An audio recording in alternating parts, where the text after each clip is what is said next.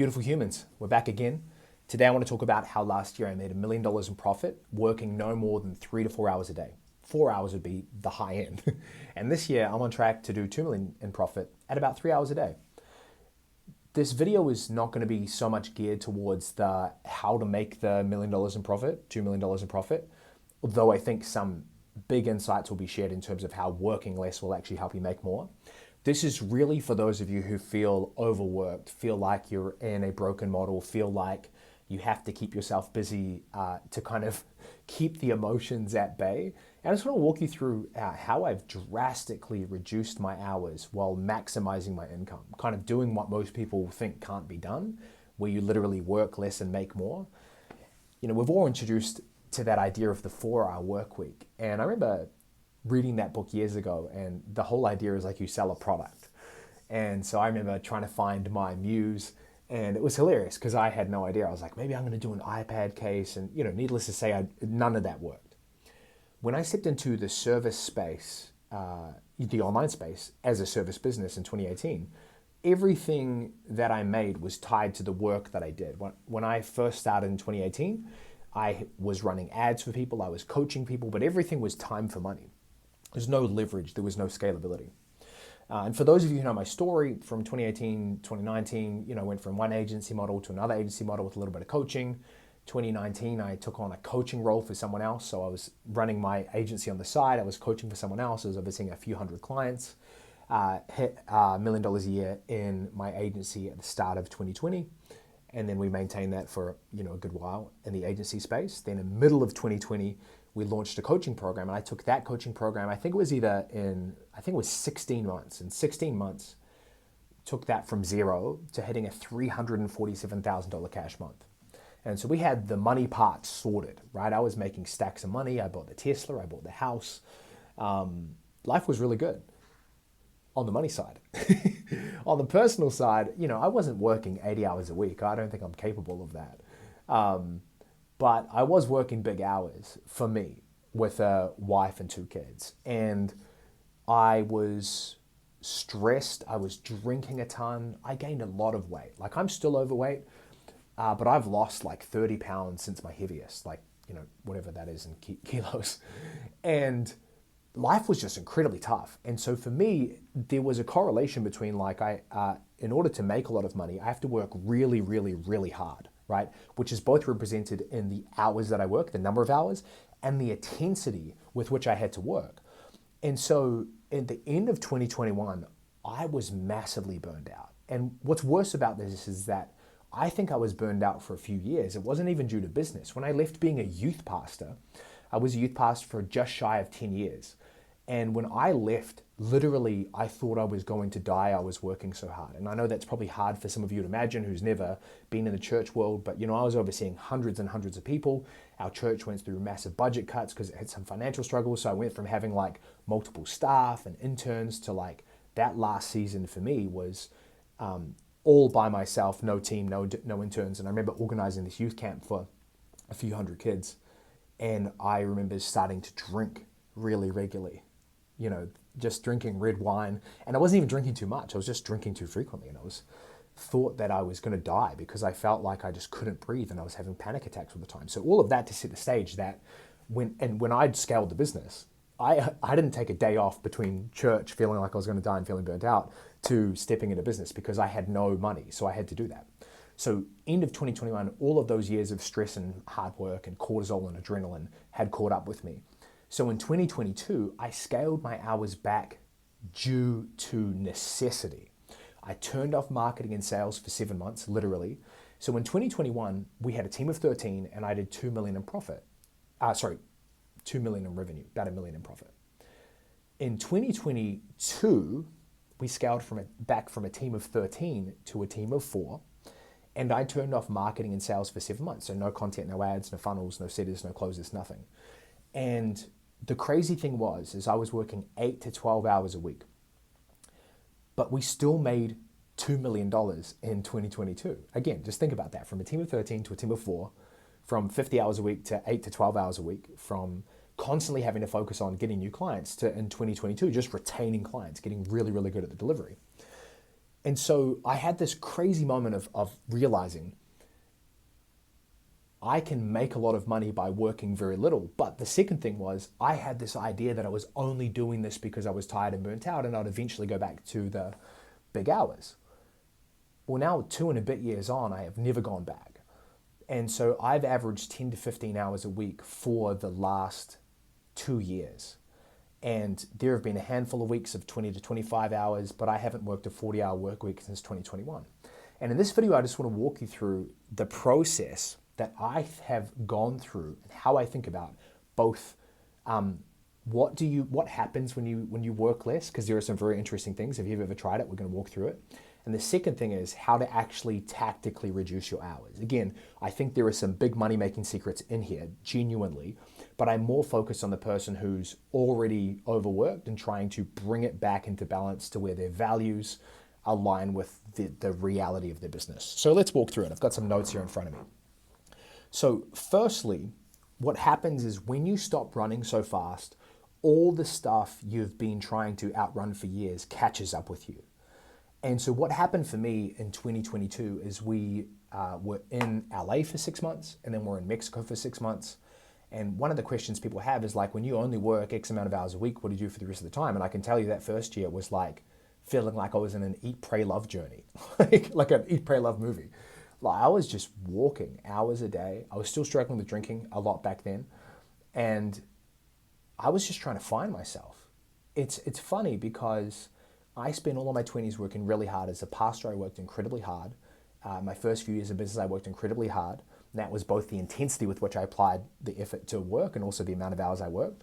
So when I slowed down, which I knew was very important for me, it was deeply uncomfortable. And so the first part of this process, you have to realize if you actually want to work less and have a rich, meaningful life, you have to embrace the inner work. There is going to be stuff that comes up that you didn't really know was there, or maybe that you were scared to look at, because we are complicated human beings. I will never forget being 30. I'm 33 now, so this is just before kind of everything blew up. I was driving in my beautiful Tesla in New Zealand, listening to a podcast, and someone was talking about trauma. I'll never forget thinking to myself, I'm so glad I don't have trauma I haven't worked through. Now, keep in mind, I was taken hostage when I was 11. My family is kind of in and out of jail, gangs. Like anyone who knows me is like, you had a pretty jacked up childhood. But I'd convinced myself, bro, I'm good, man. Long story short, after listening to that podcast, literally, it was like a domino effect. All of these things started coming up. And, in 2022, when I found myself working less, it was time to start dealing with those things head on. And in the beginning, I wasn't even clear on what those things were, other than just I felt uncomfortable and I felt like there was something I had to search for, and that required reflection and journaling and talking to people and walking. But you have to embrace the inner work. There is something that happens when you stop living to just work.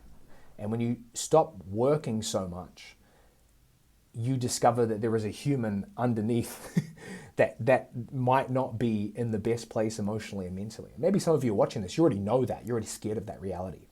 But when you stop, you realize there's all of this work to do. And so even though the business work stops, the life work often begins. And I'm not saying this is going to be the truth for everyone, but this was definitely true for me. Okay, so that's the first thing. Number two, I've really realized that boredom is not the enemy. When you slow down, I have become my most creative self. There are days where I might write 5 emails, or I'm on my 4th video today. I've recorded 3 for clients. I'm doing 1 now for you guys. I feel so creative, and I'm only in this WeWork and here in Malaysia and Kuala Lumpur from 9 a.m. till 12 p.m. I'm doing those 3 hours. And when you have all of this margin, you become incredibly creative. When you become incredibly creative, your content, your marketing, it speaks more clearly to the people you're trying to reach. You become more energetically attractive because you have margin. You're not stressed out all the time. Like me recording this video, there's no pressure in this for me. I'm not like, I need to generate leads, I need to make money. I'm doing this because I love doing this. When you have margin in your life, you do feel bored, but know that boredom is not the enemy. Boredom and margin allow for your best ideas to come. There's a great quote by one of my favorite humans called Naval Ravikant. He says, it's only after you're bored you have the great ideas. It's never going to be when you're stressed or busy, running around or rushed. Make the time. And that's been really true for me, that the less I have worked and the more margin I have, the higher quality of work I'm able to produce. That's a very important, underrated point. People that are like, I work 50 hours a week. It's like, dude, the quality of that work must be terrible. There are so few people that I know that can work big hours and actually give quality output every single one of those hours. And so I work less, but when I'm working, right? So that's the second thing. It's the first part is doing the inner work. The second part is boredom is not the enemy. The third part is just understanding that there's life beyond work. So again, when you're considering working less, or you're going down, I want to work less and I want to make more like you do. You need to understand these key ideas that you are going to have to embrace, because it is deeply uncomfortable. Like, you can do a few weeks of what feels like holiday and have massages and go play tennis and squash and pickleball or whatever the cool thing is. But you're going to hit these walls of and like Tim Ferriss talks about it, called filling the void. You have this big void in your life. And so number 3 experience that I've had is that you have to understand that you need to cultivate life beyond work, right? I've been reminded over and over again in the season that what I do, my career, my calling, my vocation, is not who I am. It is just something I do. I have worth and I have an identity beyond that. One of the things that happens when we slow down is we are challenged that our whole identity is in what we produce. And we are then challenged to try and learn to cultivate life outside of work, which is incredibly difficult. But I think what's really important to understand is that life was never meant to be a cycle of sleep, like look at your phone, rush to work, rush to your office, sit on your computer all day being on Zoom calls, get home, stress drink, stress medicate, stress eat, right? Watch Netflix, right? Scroll on your timeline, go to sleep, have a broken sleep because you didn't get any sun today because you are chained to a desk, and then wake up and do it again. Like that is not what it means to be human. And so it challenges your fundamental philosophy of like, what is life actually supposed to look like? And when you work less, your quality of work goes up, but then you are challenged to fill the void outside of work. You actually have to get things like hobbies. You are forced in a good way to engage with other humans. For me, family is a huge part of my value set. I'm not just a dad and it's an obligation, or a husband and an obligation. It's a privilege. It's a part of my value set. I want to be a great dad and a great husband. And so outside of work, I'm trying to cultivate time and energy to do those things. And so it's very important for you to think about in terms of what you want to do and who you want to become outside of work. So this is all a bit esoteric and ethereal, but I want to walk you through literally the process that I had to go through in terms of working less. It's all well and good to work less and just, put spandex on your calendar. It's a whole nother thing to actually walk it out. I had to embrace it in work. I had to realize boredom is not the enemy, and I had to cultivate life outside of work. Now, let's talk about how to actually work less in the most clear and precise way that I know how. And this might not be helpful for everyone, but for you, if you're already making money online and you have some skills, I think some of these insights will help you to reduce your work hours in a way that's meaningful so that you do work that you love and make more money in the process. So here is number 1.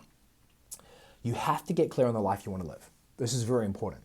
You don't make an idol out of how many hours you work in the sense of I'm not allowed to work more than 15 hours a week or anything like that. That's not the place to start. I don't set a limit for myself. I don't work 3 hours a day because it sounds cool on the internet, right? This isn't about status. I just find that my work starts to deteriorate. I'm less creative. I can't crank out 10 videos in a day, right? And so for me, holistically, from a macro perspective, I've just had to get crystal clear on the life I want to live and the person I want to become.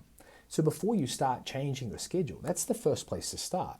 And so what that really looks like is understanding that there is no right answer. There's no like blanket answer. It's not like you need to work X amount of hours. I'm trying to move you towards the life and the version of yourself that you're most excited to be. And so if you're watching this and you're like, dude, I want to work 30 hours a week, that's fun. And then instead of 40 hours, I have margin, that's great. Cool. Like, I'm not here to convert you to anything other than if you're working more than you want to, this is kind of the process that I would use. And so the first thing is get clear on the life you want to live, the person you want to become, right? And then the second thing is you need to create a business model that serves that vision of the life you want to live and the person you want to become. Your business model is like the most important aspect of enabling this or disabling this. Like, for example, you could have the most beautiful vision of who you want to become, who you want to be, and then you could have a model that's based on cold email, cold DMs, managing a team of VAs. You could have a sales call heavy model. And so you might make your vision for your life impossible simply by the model you choose to adopt. It's very important that you have a model, a way of doing business that enables you to become that person, to live that life.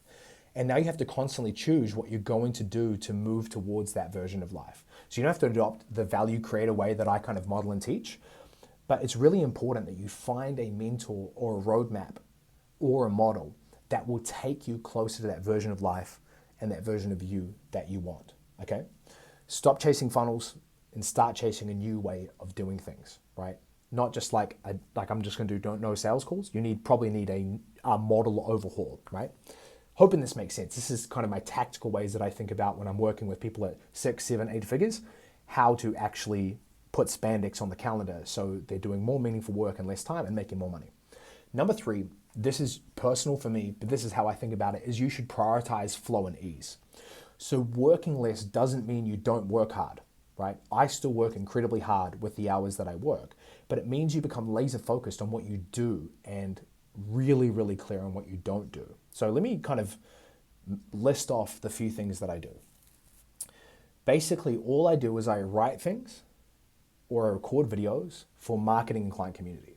So I'm a creator at heart. I'm an artist at heart. That is my core identity more than an entrepreneur. I'm just a creative who's got really good at making money. But I write Facebook posts, Instagram posts, emails, and I record things like this, record modules, etc. That's the first thing. Second thing is I coach in WhatsApp. Third thing is I engage in our school community. Fourth thing is I run our client intensives. So this year we'll do 5 intensives around the world. We've done Tokyo and New Zealand. This month, we're doing Bali. Then we've got LA. Then we've got Dubai. So that's a core part of my role, which I really, really love. And then I work on projects that improve either marketing or client community. So right now I'm working on like a playbook of how to sell in the DMs. And then the last thing is I create systems for my VA. So quick recap. Write things and record videos, coach in WhatsApp, engage in school community, run live intensives, work on projects, and create systems for my VA. And then I delete or delegate everything else. So the way that I'm able to make $2 million a year in profit this year, working 3 to 4 hours a day, is I'm only working on the things that excite me and I'm good at, and I basically don't do anything else.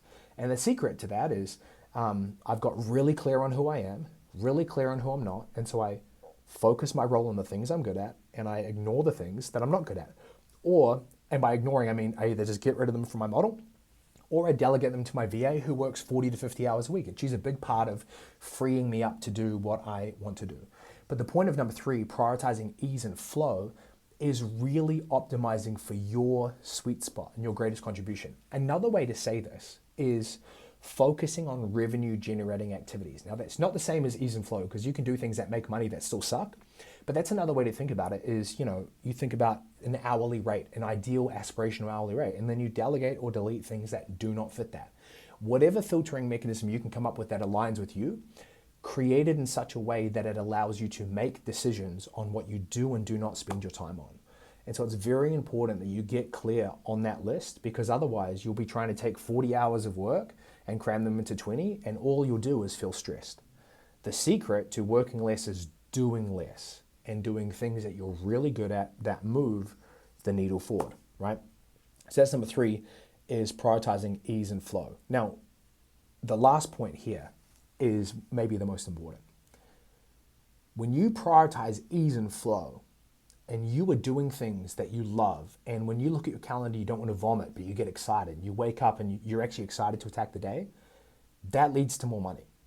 Flow leads to more money. And here is how it does that. Firstly, when you prioritize the things that you work on and you don't just say yes to everything, you naturally gravitate towards the things that will produce revenue in the business.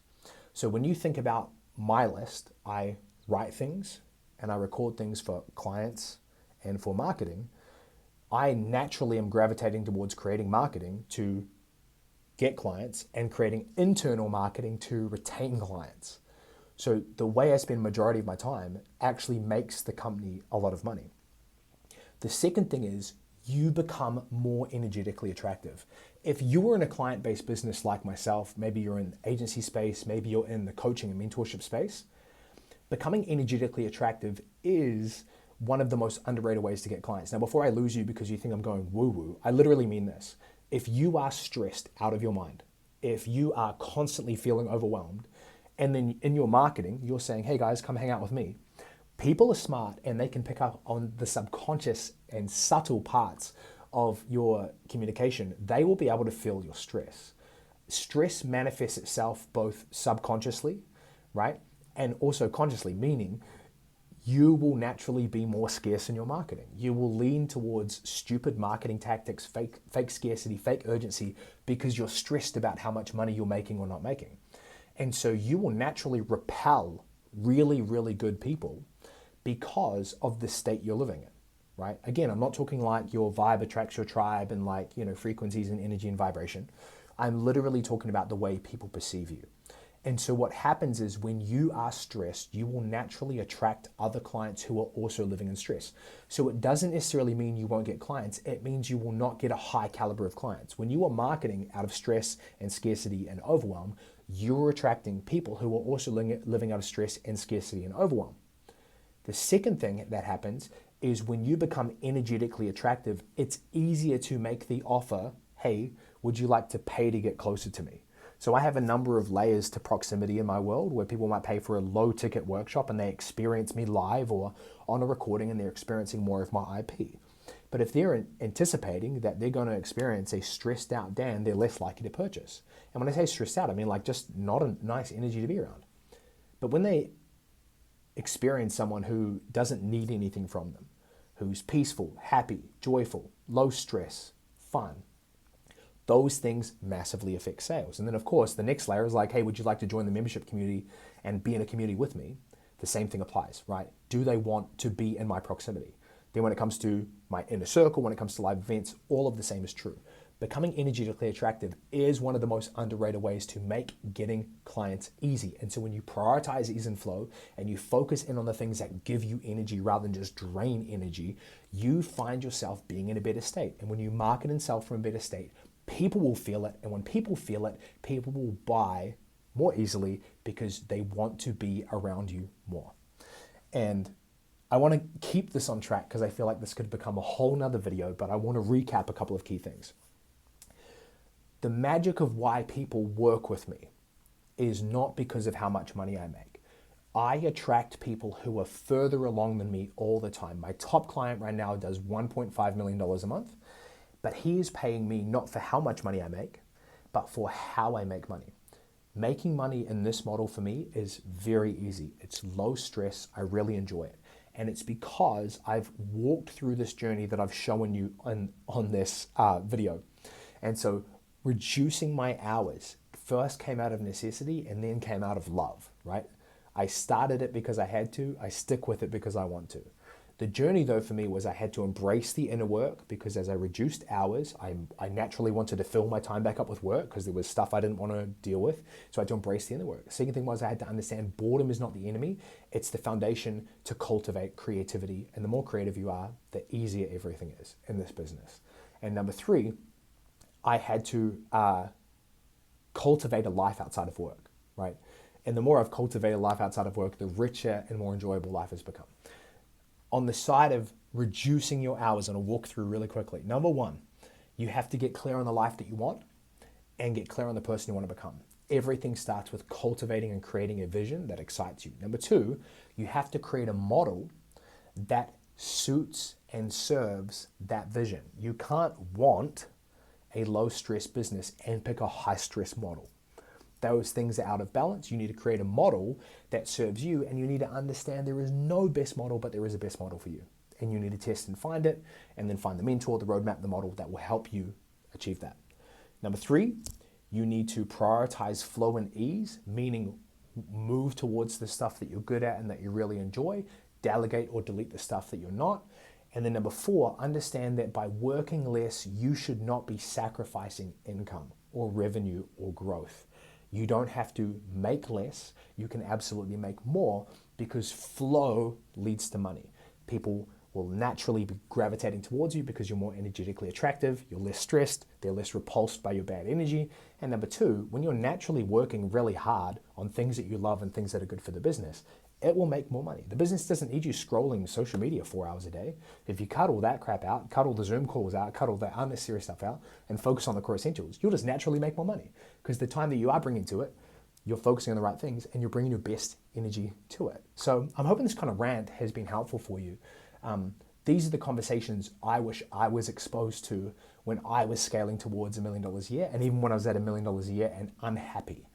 I think this is the kind of content that I wish I was exposed to, and while it's not polished and flashy and well edited, I'm hoping this is kind of giving you some insights that if you are someone who is successful or kind of on their success journey, but not wanting to follow the traditional bro scaler work an infinite hours per week, and you want an alternative model to make a lot of money while also having an incredible life, this might give you some ideas to think about. So sending you all love from Malaysia, and we'll talk soon.